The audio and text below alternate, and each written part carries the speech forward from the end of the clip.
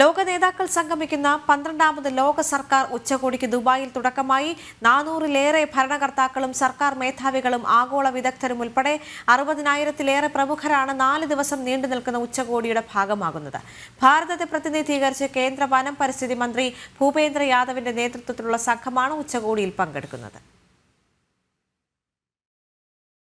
ഭാവി ഭരണകൂടങ്ങളെ രൂപപ്പെടുത്തൽ എന്ന പ്രമേയത്തിലാണ് ദുബായിൽ 4 ദിവസങ്ങളിലായി ലോക സർക്കാർ ഉച്ചകോടി നടക്കുന്നത്. ചരിത്രത്തിലെ ഏറ്റവും വലിയ രാജ്യാന്തര പങ്കാളിത്തത്തോടെയാണ് 12ാമത് ലോക സർക്കാർ ഉച്ചകോടിക്ക് തുടക്കമായത്.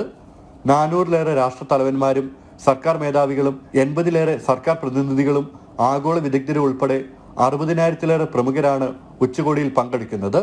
മുൻ വർഷത്തേക്കാൾ 50% പങ്കാളിത്തത്തിലുള്ള വർധന.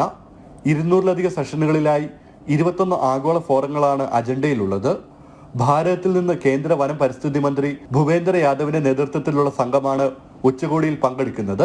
ഉഭയകക്ഷി ബന്ധം ശക്തിപ്പെടുത്താൻ വിവിധ രാജ്യങ്ങളുടെ ഭരണകർത്താക്കളുമായി കേന്ദ്രമന്ത്രി ചർച്ചകൾ നടത്തും. രാഷ്ട്ര തലവന്മാർക്ക് പുറമെ ടെക് ഭീമന്മാരായ ഇലോൺ മസ്ക്, സുന്ദർ പിച്ചെ എന്നിവരും ലോക സർക്കാർ ഉച്ചകോടിയെ അഭിസംബോധന ചെയ്യും. യുദ്ധത്തിനെതിരെയുള്ള ആഹ്വാനവുമായാണ് ഉച്ചകോടിക്ക് തുടക്കമായത്. യുദ്ധവും സംഘർഷങ്ങളും മൂലമുണ്ടാകുന്ന മരണങ്ങളും നാശനഷ്ടങ്ങളും ചൂണ്ടിക്കാട്ടി യുദ്ധത്തിന് പകരം സമാധാനം സ്വീകരിക്കാൻ ആഹ്വാനം ചെയ്തുകൊണ്ടാണ് ലോക സർക്കാർ ഉച്ചകോടിയുടെ ചെയർമാനും UAE cabinet കാര്യമന്ത്രിയുമായ Muhammad Al Gergawi എല്ലാവരെയും സ്വാഗതം ചെയ്തത്. ജനം, ദുബായ്.